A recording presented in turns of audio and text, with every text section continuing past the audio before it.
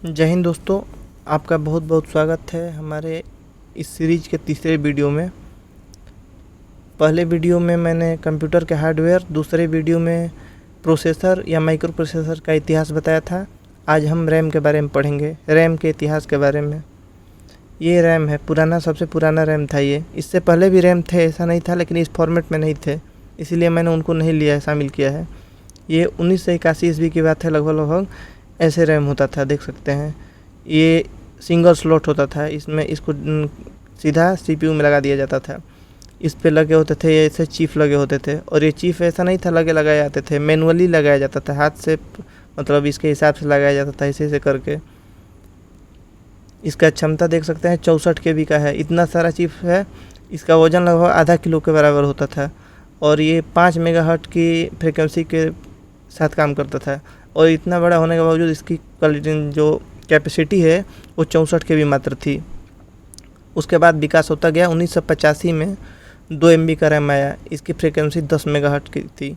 इस पर देख सकते हैं चिप की संख्या और ज़्यादा हो गई है, लेकिन साथ साथ एक इसका विकास ये हुआ है, इसमें डबल स्लॉट आ गए। डबल स्लॉट बोले तो एक बीच में नोच आ गए, देख सकते हैं गैप जो है, जिसको नोच बोलते हैं।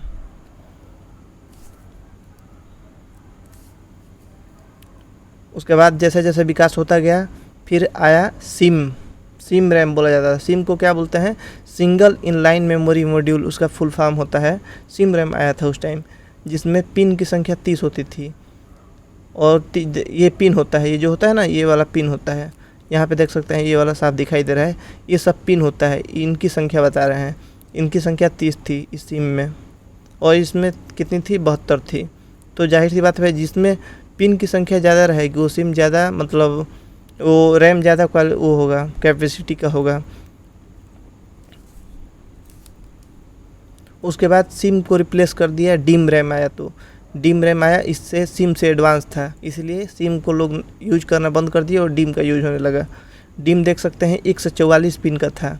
144 पिन का SD रैम जो था डीम में था। ये SD रैम क्या होता है, चूँकि आपको बता दें, एक छोटा सा सुन लीजिए। जो रैम होता है, ये रैम 2 प्रकार का होता है। रैम जो बोलता है 2 प्रकार का है। एक को बोलते हैं हम लोग एस रैम, एक को बोलते हैं डी रैम, ठीक है। तो एस रैम क्या होता है? एस रैम का मतलब होता है स्टैटिक रैम, और डी रैम का मतलब होता है डायनेमिक रैम। पढ़े भी होंगे आप फिजिक्स में थोड़ा बहुत इसके बारे में, डायनेमिक के बारे में। जो गतिशील हो डायनेमिक बोला जाता है, जो स्थित हो उसको स्थितिज बोला जाता है। तो जो एस रैम है, इसको हम लोग बोलते हैं, कहाँ यूज करते हैं? कैश मेमोरी में, ठीक है। कैश मेमोरी में यूज किया जाता है, किसका? एस रैम का। तो एस रैम के बारे में हम लोग बात ही नहीं करेंगे, हम लोग बात करेंगे केवल किसके बारे में? डी रैम के बारे में। जितनी बात होगी वो डी रैम के बारे में बात होगी। तो इससे पहले जो ये जितने रैम थे ना, ये सब डी रैम कहलाते थे, लेकिन इनको रिप्लेस कौन किया? SD RAM. SD रैम जो आया है, तो डी रैम को इसने वो कर दिया। SD रैम का फुल फॉर्म क्या होता है? Synchronous dynamic random access memory. RAM का फुल फॉर्म होता है रैंडम एक्सेस मेमोरी। SD का मतलब हो गया सिंक्रोनस और डायनेमिक। सिंक्रोनस मतलब कहने का मतलब ये हुआ कि जो CPU होता है, मदरबोर्ड में जो CPU या प्रोसेसर या चिप जिसको बोलते हैं, उसके साथ ये सिंक हो जाता है। जैसे उसका फ्रिक्वेंसी काम कर रहा है, उसी के हिसाब से ये भी काम करने लगता है, इसीलिए इसको सिंक्रोनस बोलते हैं। 144 पिन का आया, फोटो में देख सकते हैं। उसके बाद से 168 पिन में आया। फिर इसके बाद आया क्या? DDR तो बहुत फेमस है, आज भी यही मॉडल चलता है। आधुनिक ज़माने में भी DDR का ही मॉडल चलता है। DDR दुकान पे जाएंगे तो DDR रैम ही देगा। इसमें भले मॉडल नंबर DDR 1, 2, 3 मिलेगा, लेकिन DDR ही नाम से आएगा। DDR की क्वालिटी क्या थी? जैसा इसका नाम है, ऐसा काम भी था। डबल डाटा रेट इसका फुल फॉर्म होता है, उसका काम भी डबल ही होता है।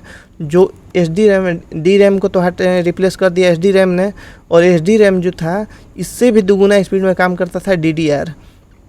इसका क्वालिटी ये था कि एक साइकिल में, एक क्लॉक साइकिल में क्या करता है, ये 2 वर्ड को पढ़ या लिख सकता है। इसकी क्षमता ये है। इसका पिन की संख्या टोटल इसमें गिनेंगे तो 184 पिन आता था। इस सन 2000 ईस्वी में इसको लॉन्च किया गया था। 1999 में लॉन्च हुआ था, या 2000 में, इसी के आसपास में हुआ था, दोनों में से। DDR2 आया उसके बाद से, 2003 में DDR2 आ गया। DDR2 में 240 पिन होते थे, ये पिन की संख्या 240 होती थी। देख सकते हैं चिप इस पे भी लगे हैं 8 चिप, 4 चिप इधर लगे रहते हैं, 4 चिप इधर लगे रहते हैं।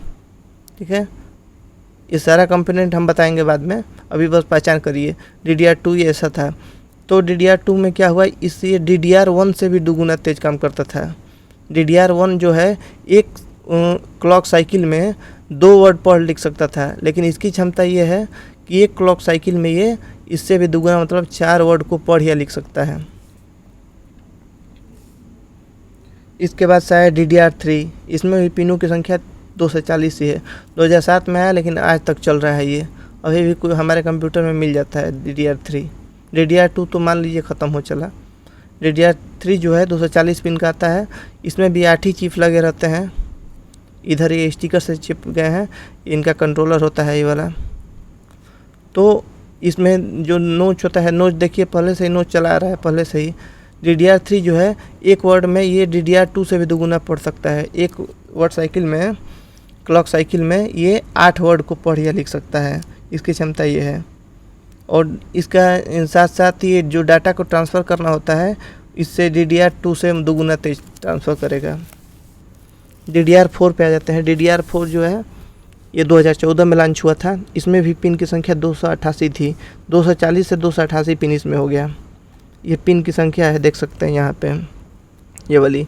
अब इसमें भी मेमोरी 8 ही लगी थी, देखिए ये एक स्टिकर से नहीं हो, ये पार्टीशन में था, 8 ही लगा है DDR4 में भी। इसकी क्षमता DDR3 से भी दुगुनी है, समझ ही गए होंगे। ये DDR5 है, सबसे आधुनिक अभी के डेट में यही चल रहा है। ये 2020 में लॉन्च हुआ है। इसमें भी 288 पिन होते हैं। इसका रंग काला होता है, इसको पहचान का सबसे इजी तरीका ये काले रंग का होता है, सबसे बड़ी बात। और ये इसका ये बहुत DDR4 से भी दुगुना काम करता है तेज। एक चार्ट है, इसको आप लोग देख लीजिए थोड़ा सा। DDR जो था पहला रैम था, उसका बस स्पीड क्या था, 133 से 200 तक था। ट्रांसफ़र रेट उसका क्या था, 2.1 या 3.2 GB पर सेकंड करता था। और कितने वोल्ट पे चलता था, 2.6 वोल्ट पे चलता था। जैसे जैसे विकास हुआ ना, तो ये वोल्टेज कम होता गया। वोल्टेज अगर कम होगा तो उसका फ्रिक्वेंसी भी बढ़ता जाएगा। अब DDR2 देख सकते हैं, इसका बस स्पीड 400 मेगाहर्ट्ज़ है। बस स्पीड क्या होता है थोड़ा समझ लीजिए।